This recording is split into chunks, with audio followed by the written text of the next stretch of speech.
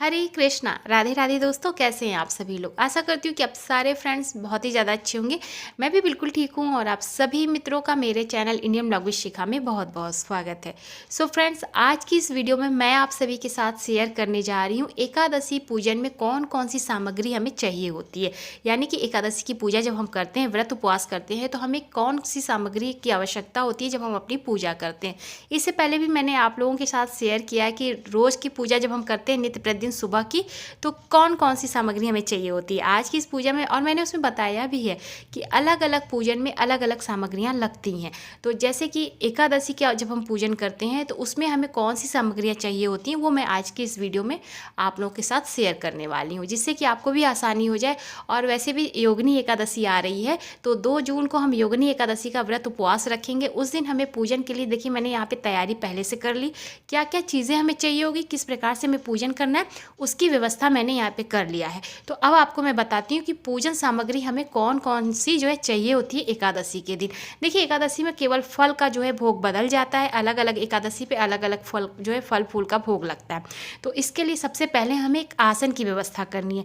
जब भी हम कोई व्रत उपवास पूजा पाठ करते हैं तो सर्वप्रथम हमें सबसे पहले आसन की व्यवस्था करनी चाहिए। बहुत सारे लोगों को मैंने देखा है खड़े खड़े पूजा कर लेते, खाली भूमि पे पूजा कर लेते, या कुछ भी चादर वगैरह जैसे कुछ भी बिछा के पूजा करते। ऐसा नहीं करना चाहिए। आपको एक आसन लेना है, लाल और पीले रंग का आप आसन ले सकते हैं।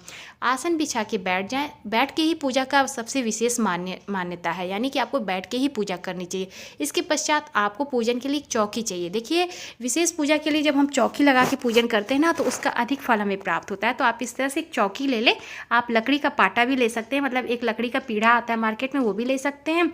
और मार्केट में इस तरह से बनी बनाई आपको चौकी मिल जाती है पूजन के लिए, तो बहुत ही उत्तम है। तो इस तरह से आप एक चौकी ले लें और आप उसको बिछा लें। देखिए, जिस भी जगह आप पूजन करें वहाँ सफाई कर लें और इसके पश्चात स्वस्तिक का निर्माण करके आप इस तरह से चौकी रख लें। चौकी बिछाने के पश्चात अब आपको चाहिए होगा पीले रंग का वस्त्र। देखिए, पूजन में जो है पीला और लाल, हरा, गुलाबी आपको वस्त्र चाहिए होता है। लेकिन भगवान नारायण जी की पूजा जब हम करते हैं, भगवान जो है श्री हरि विष्णु जी की पूजा जब हम करते हैं, तो पीले रंग का जो है वस्त्र हमें चौकी पे बिछाना होता है। तो आप इस तरह का एक पीले रंग का वस्त्र ले लें। और हमेशा आप एक कपड़ा ही रख सकते हैं पूजन के लिए, आप उसको हर एकादशी पे प्रयोग में ला सकते हैं। तत्पश्चात जब आप चौकी पे वस्त्र बिछा लें, तो उसके पश्चात आपको चाहिए होगी भगवान नारायण जी की जो है फ़ोटो। तो यहाँ पर मेरे पास जो है इस तरह से लक्ष्मी नारायण जी की फ़ोटो है, वो मैं रख रही हूँ। और आप, अगर आपके पास शालिग्राम जी हैं, लड्डू गोपाल हैं, तो आप उनको जो है इस तरह से अपने पूजन के पास रख सकते हैं। तो आज के दिन जो है योगिनी एकादशी है, तो योगिनी एकादशी की जो मैं पूजन की तैयारी कर रही हूँ, या कोई भी एकादशी होती है, उसमें भगवान नारायण जी की इस तरह से जो है चतुर्भुज भगवान नारायण जी की पूजा का विशेष महत्व होता है। तो हमारे पास इस तरह से जो है मूर्ति है भगवान की, तो हम इन्हीं को जो है स्नान श्रृंगार करके इनकी पूजन करेंगे। आप इनके स्थान पर, अगर आपके पास नहीं है, आप फोटो रख के भी पूजा कर सकते हैं, लड्डू गोपाल को बैठा के पूजा कर सकते हैं, उनको स्नान करा के, शालिग्राम जी को भी आप स्नान करा के उनकी पूजन अर्चन कर सकते हैं। तो देखिए, इस तरह से मैं इनको यहाँ पे वस्त्र बिछा के इस तरह से जो है अपने श्री हरि नारायण जी को बैठा रही हूँ। इसके पश्चात आपको चाहिए होगी सबसे पहले, देखिए पूजन में सबसे पहले गणेश जी का महत्व होता है। सर्वप्रथम गणेश जी की पूजा होती है। इसके लिए आप एक सुपारी को जो है गणेश जी का रूप देके मौली लपेट के गणेश जी की जगह पे, स्थान पे जो है इनको बैठा के आप इनकी पूजा गणेश जी के रूप में करें। यानी कि सुपारी से आप गणेश जी बना लें और उनकी पूजन करें। इस तरह से आप जो है एक लोटा जल रख लें, क्योंकि पूजा में एक लोटा जल का विशेष महत्व होता है। तो आप इस तरह से तांबे का, पीतल का लोटा ले लें और उसमें जल भर के रख लें। एक पंच पात्र रख लें, जिससे कि आप आचमनी कर लें। शुद्धता का जो है हमें बार बार हाथ धुलना रहता है, तो आप इस तरह से आचमनी का पात्र रख लें। अब देखिए, यहाँ पर मैंने जो है पूजन की जो है समस्त सामग्री एकत्रित कर ली है, और इसमें मैं आपको एक एक करके दिखाती जाऊँगी कि कौन कौन सी सामग्री आपको चाहिए होती है। बहुत ही कम सामग्री है और आपके घर में ये सारी सामग्री मिल जाएगी, आप रख सकते हैं। अब आपको देखिए, माता तुलसी जी का इस तरह से आपको एक दिन पहले, एकादशी से एक दिन पहले आपको तोड़ के रख लेना है, क्योंकि भगवान नारायण जी की पूजा में, श्री हरि भगवान विष्णु जी की पूजा में तुलसी का अधिक महत्व है। जब तक आप तुलसी दल नहीं चढ़ाएंगे, तब तक भगवान अपनी पूजा को जो है पूर्ण नहीं मानते हैं। आप भोग भी लगाएंगे, उसमें भी आपको तुलसी दल चाहिए होगा। आपको भगवान का श्रृंगार करना है, उसमें भी आपको तुलसी दल चाहिए होगा। तो इस तरह से तुलसी दल की आप व्यवस्था एक दिन पहले ही कर लें। समस्त देखिए, यहाँ पर मैंने कुछ फूल जो थे हमारे गमले में, वो हमने रख लिया। भगवान गणेश जी के लिए हमने दुर्वा रख ली।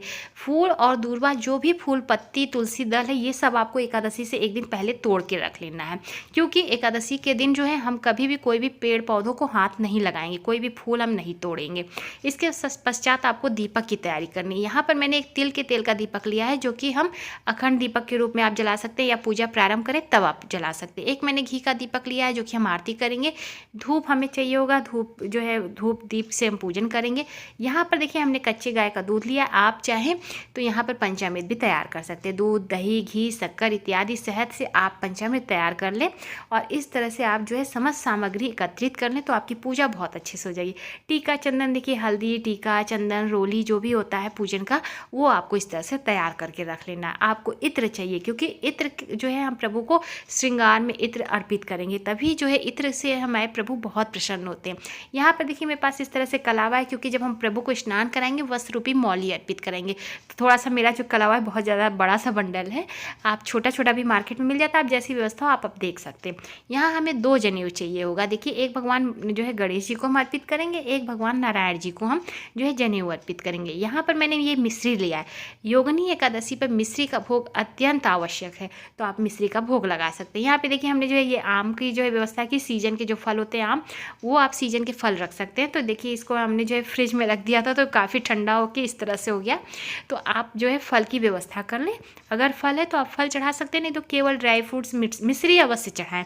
देखिए अलग अलग एकादशी पे अलग भोग लगाने का जो है महत्व होता है। तो आज जो है योगिनी एकादशी के दिन मिश्री का भोग लगाया जाता है।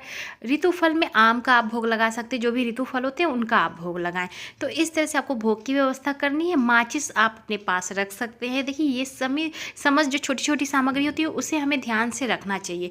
अब ये देखिए यहाँ पर हमने एकादशी महात्म्य रख लिया, क्योंकि हमें कथा अवश्य सुननी है। जब हम एकादशी का व्रत पूजन करते हैं तो कथा जब सुनते हैं तभी हम उसे हमारा जो उस व्रत का पूर्ण फल हमें प्राप्त होता है। तो यहाँ पर मैंने एकादशी महात्म्य और एकादशी का जो है विष्णु सहस्त्र नाम की जो पुस्तक हम अपनी पूजा में हमेशा रखते हैं और पाठ करते हैं। तो इस तरह से हमने जो है यहाँ पर पुस्तक रख ली। तो चौकी थोड़ी सी हमारी भर गई है, तो इसलिए जो है मैं इस तरह से थोड़ा सा यहाँ पर व्यवस्थित करके रख रही हूँ। तो इस तरह से देखिए छोटी छोटी चीज़ों को जब आप अच्छे से इंतजाम करके और अपनी पूजन करते हैं ना, तो आपको बार बार चीज़ों को लेने के लिए दौड़ना भागना नहीं पड़ता है, अपना आसन नहीं छोड़ना पड़ता। क्योंकि कहा जाता है जब आप एक बार आसन पर बैठ के अपनी पूजा प्रारंभ करते हैं तभी आपको पूजा का संपूर्ण फल प्राप्त होगा। यहाँ पर देखिए हमें तिल चाहिए होगा। भगवान नारायण की पूजा जब हम करते हैं, भगवान श्री हरि विष्णु भगवान की पूजा करते हैं, तो हमें तिल की आवश्यकता होती है। सफ़ेद तिल आप यहाँ पे ले सकते हैं, क्योंकि इस दिन जो है अक्षत यानी कि चावल हमें नहीं स्पर्श करना होता। चावल का जो है अक्षत प्रभु को नहीं चढ़ाया जाता, तो आप तिल की व्यवस्था कर लें।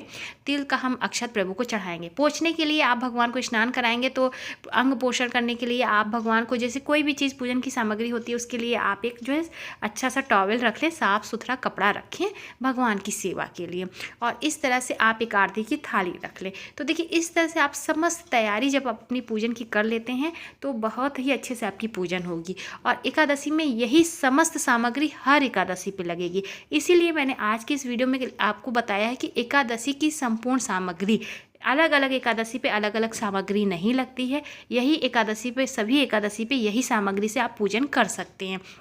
हाँ, केवल फल का भोग बदल जाता है, क्योंकि फूल भी वही चढ़ेगा, फल केवल बदल जाते हैं। जैसे कि भगवान नारायण भगवान विष्णु जी की पूजन में अलग अलग एकादशी पे कभी खीरे का भोग होता है, कभी खरबूजे का, कभी ककड़ी का।